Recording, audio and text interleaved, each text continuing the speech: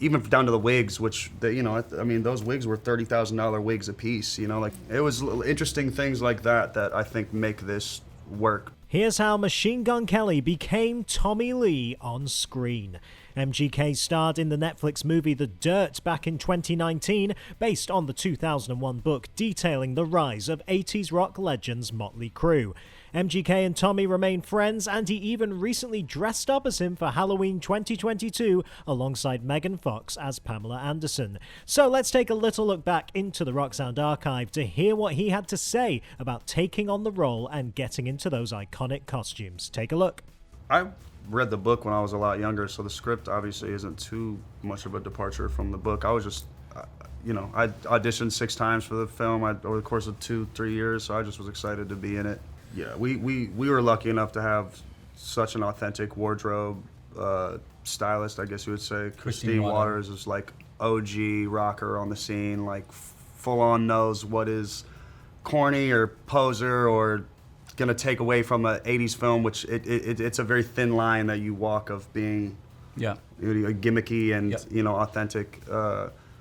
Even down to the wigs, which I mean, those wigs were $30,000 wigs a piece. Like they were really making sure that every detail that you could see our what do you call this? The crown and your your head. Yeah, you could see your scalp.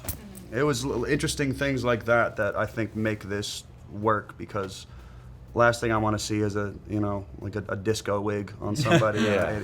But no, it was great fun. Yeah. I mean, although for Coulson it was a little less fun because he had to come in like an hour and a bit early and cover every single one of his tattoos.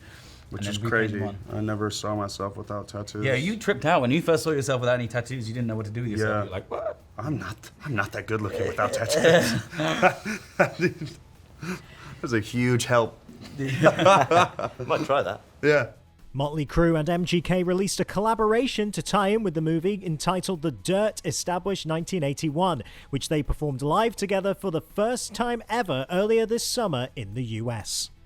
Tommy commented on the movie and MGK's portrayal of him at the time, saying he absolutely smashed it. All the guys that played us just killed it. As a band, we couldn't have been happier.